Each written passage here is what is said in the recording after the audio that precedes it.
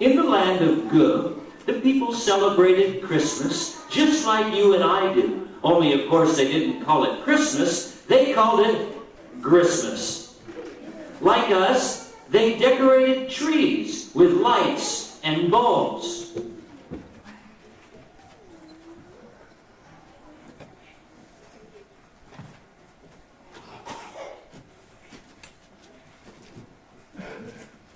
They sung songs about Santa Claus. Only, of course, they didn't call him Santa Claus. They called him Gris Gringo. Like us, they sang special holiday songs.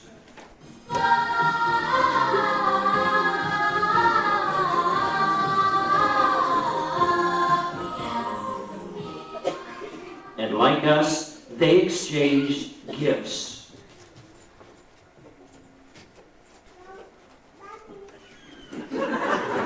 Like us, they loved to try and guess what their presents were. They held them up. They held them down. They smelled them. They licked them. Yes, they licked them. And they shook them.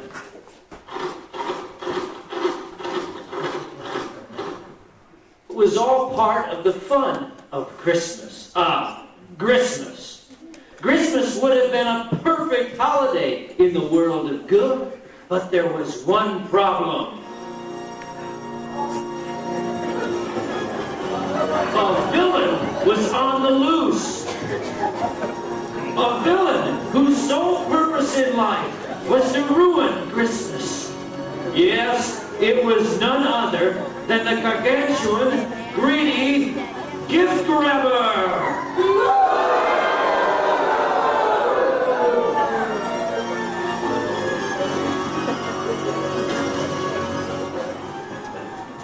The Gargantuan greedy gift grabber was as bad as they come. Oh, much worse than the Grinch. In fact, the Gargantuan greedy gift grabber taught the Grinch everything he knew. At least the Grinch had a heart. The Gargantuan greedy gift grabber had no heart. No heart at all. The only thing that kept the Gargantuan greedy gift grabber alive was wickedness. The only thing that made him happy was making other people miserable. And at Christmas time, he was especially evil. You see, the Gargantuan greedy gift grabber had a unique device called the gift-grabbing gadget. What's the matter, grabber? My gadget is gone. No, wait! I gave it to my grandfather on loan. He was supposed to have mailed it back to me. Good grief!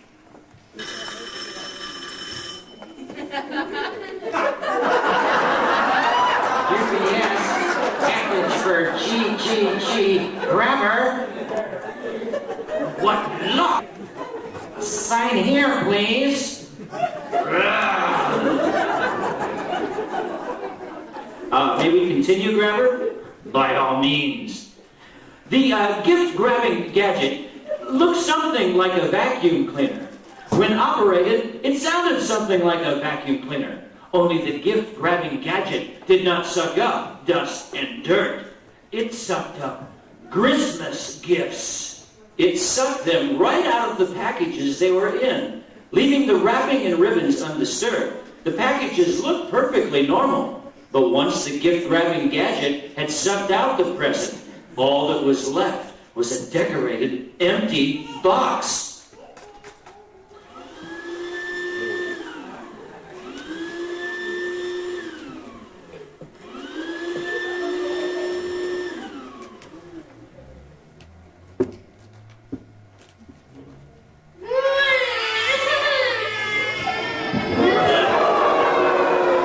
Century after century, the Gargantuan greedy gift grabber ruined Christmas. Everywhere he went, he brought sadness and misery and despair. And one day, God, who had been watching all this time, had had quite enough. And he decided to put a stop to the grabber's grabbing once and for all. One day, God sent his Son to the world of good to break the power of the gargantuan, greedy gift grabber. Blessed are the geeks, for they shall gather the globe. Blessed are the grievers, for they shall get gladness. Blessed are you when men gag you, and gas you, and guillotine you, and guffaw at you, because of God's glorious and grand government. Be glad of these goings-on, for you will be glorified with great and glamorous gifts in the galaxy to come. And the people were amazed by God's Son. They flocked to him. They hung on his every word. He brought them peace and joy and happiness that they had never known before.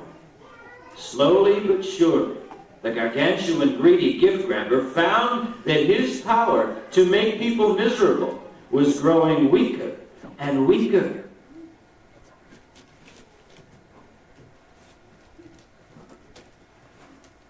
Good and gracious God, giver of gladness, who growls at gloom, grant the grace of your gift.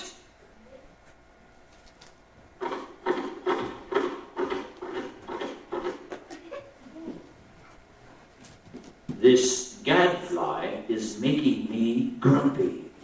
He is giving me gas. I must grapple with this goody-goody. Gadzooks, I will gobble up his goodness and give him the gallows!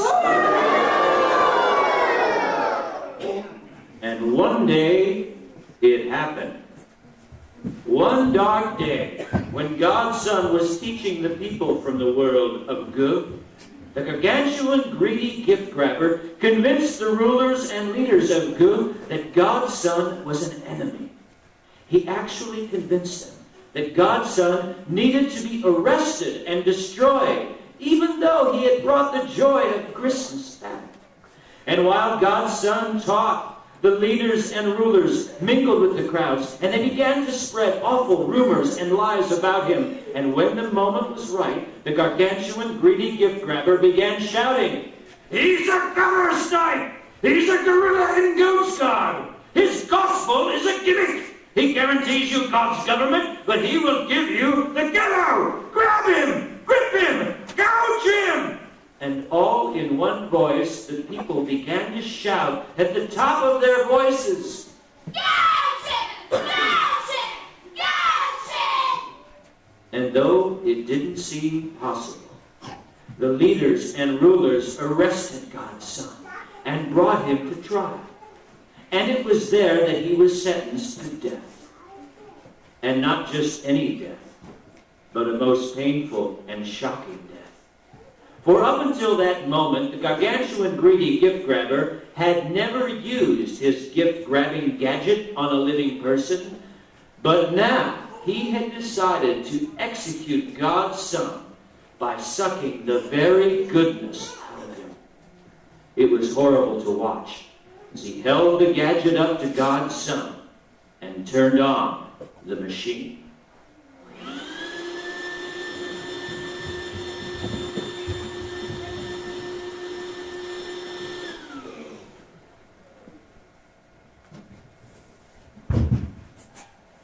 God's guru is now good for a grave. Huh? What's this?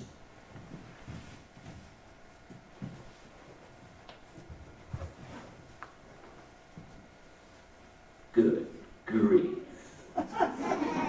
Such gushiness. Their grief is misguided and good for nothing, for now I will grab the last grains of gladness from Gristmas once and for all! But just as the grabber was heading off to destroy the last remnants of joy that were left of Christmas, he heard a noise behind him.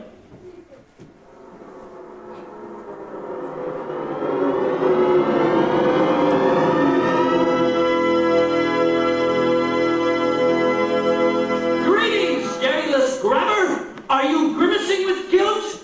Ah! I am a gate! I am a god! The gallant Galilean has gotten off from the Gethsemane grave! Are you a goblin? Why, you greasy, grisly, gamey old grump, is your gray matter all made of guacamole? You must be a great Gumby. How can you possibly grab all the goodness of God? The more goodness you grab, the more God's goodness grows. God's goodness is like a golden geyser that always overflows. While I'll grind your goodness into grains of gulch, yet you galloping galoots!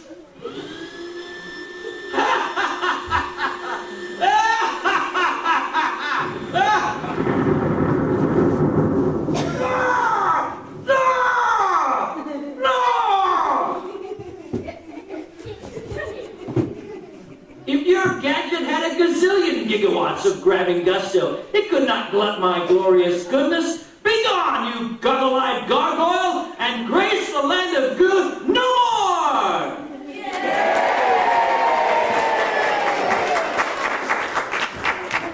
And from that time on, the people from the land of good were able to enjoy Gristmas year after year after year. Never again were gifts grabbed. Never again did little children cry.